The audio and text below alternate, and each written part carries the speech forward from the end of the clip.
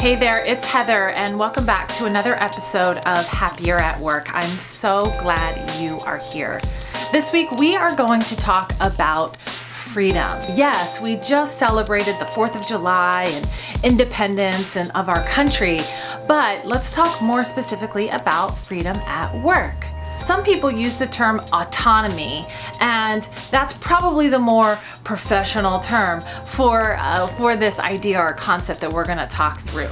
Why would we want to talk about freedom? Well, it leads to happiness. And I'm not just saying that. There are scientists, researchers who have done work on autonomy, and what they found is that you have more well-being, more productivity, less burnout when you have more autonomy at work. And so whether it's you and you're leading yourself or you're leading others, let's talk about what this thing called autonomy or freedom at work is and how you can get it or lead it. Let's go. What is autonomy at work? Well, I'm going to refer you to Daniel Pink's book called Drive. Let me give you a little shot of that. Do you see it right there? Drive by Daniel Pink. He talks about a few different areas of motivation and sort of new age, motivation 3.0 as he puts it. Specifically, one of those points is autonomy. So that's where I'm pulling these concepts and ideas from, and I encourage you to pick up the book sometime in your future if you want to dive deeper. He says is that there are 4 types of autonomy, and I love how clever he is. He makes it very easy for us to remember. There are 4 T's of autonomy. There's time, there's task, there's technique, and there's team. Time, task, technique, and team. So let's dive a little deeper in each one of those. I'll give you some examples of what they are, how it might look in an organization, and then I'll tell you what you can do.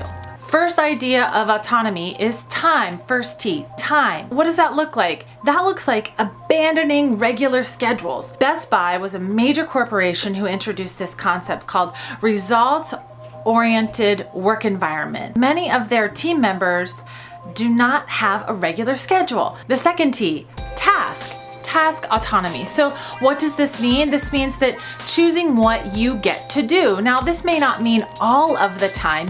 Many companies, including a company here in Hawaii that I'm aware of, a healthcare company, allows workers to give 10, 15, 20% of their working time to dedicate to projects of their own sort of purpose, own interest, own ambition. And that gives them autonomy of task. So 80% of the time they're working on what the company needs them to work on, but 20% of the time they're working on what they want to work on. Other examples of this include things like hackathons or idea days, where people are coming together and working on a passion pet project of their own. Third T, technique. Technique autonomy looks like this: abandoning scripts, abandoning all of the process documents that get you from A to B to C and all these nitty-gritty controls that are not necessary. A great example of technique autonomy comes from Zappos, renowned customer service company who happens to sell shoes and apparel and those sorts of things. They do not have scripts for their customer service representatives. I've heard they hold the world record in the longest customer service call because they give their team members full technique autonomy. And lastly, team autonomy. Now, how might this look in an organization? Team autonomy can show up a couple different ways. Probably the most common way is for your team to have a high amount of influence in suggesting who joins your company.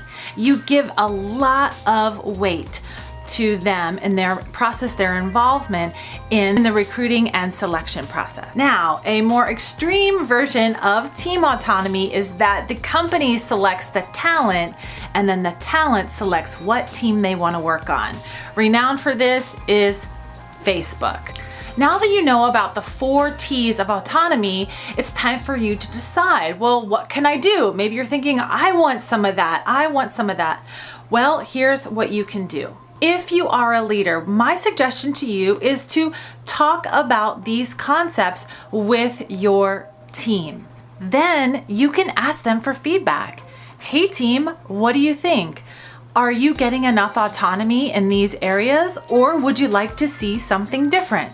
Asking for feedback is critical, but the most critical step about asking for feedback is listening. You need to listen. Now, you might not hear what you want to hear. You might be given suggestions that are totally out of this world. It's okay. It doesn't mean that you have to respond to them or do them. You're simply asking and you're collecting the feedback. You're listening. Once you get the feedback from your team, then be looking at the data, the trends that are starting to form. What does it tell you? Are there certain categories or areas where your team would like more autonomy? And then consider, well, can I give it to them? You might feel some resistance. It happens. Pay attention to it. And is it necessary, or is it your comfort zone getting uncomfortable that's giving you that resistance? Be really honest with yourself here. When you're talking about solutions to try, you want to get everyone involved. Remember, you are the leader. You are not necessarily the problem solver. You just need to get everyone together and have them contribute and come up with the ideas. You can always go back to the way that it used to be, but give it a try, a test, a pilot, whatever you need to call it, so that your resistance goes away and you try out some more autonomy with your team.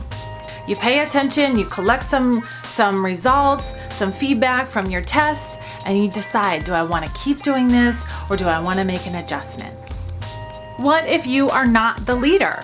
You have power still.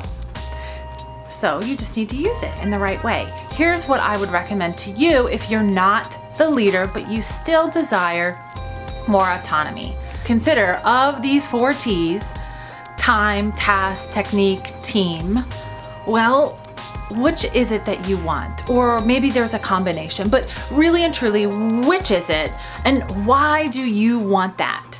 And why would it benefit the company for you to have that? Are you solving a greater problem or challenge that the company's facing? Then take a step into your supervisor or manager or leader, or whatever you want to call their title. Take a step into their shoes. How are they going to see it? Then step out of their shoes, step into your peers' shoes. How do they see it? I want you to have a ton of empathy for everyone around you so that when you think of this, you're looking at all the different angles. Then I want you to take your thoughts and put them into a proposal. And the formality of this proposal will completely depend on the formality of your organization. Bring your proposal to your immediate supervisor and talk it through. Make sure that you present the benefits of having more autonomy in the area that you desire. And make sure that you present this as a test, a try it, a pilot, whatever you need to call it, so that you can try, but be willing to go back if it doesn't work. It may not work. And hey, don't get discouraged. You might need to try a couple times. That's okay. Change is really hard for some people. Understanding their needs and their concerns is going to go a long way in you getting more autonomy. So don't forget that step. It is crucial. Okay, Happy Doer, that's all I have for you this week. Thank you again for tuning in. I so appreciate your time and attention. And if you have an idea or comment about how autonomy works for you, be sure to share in the comments. Lastly, if you have a family member, friend, or coworker who you think would benefit from viewing this video, I would love it if you would just press that share button and send it on over to them so they too can be happier at work. Thanks so much, and I will see you next time.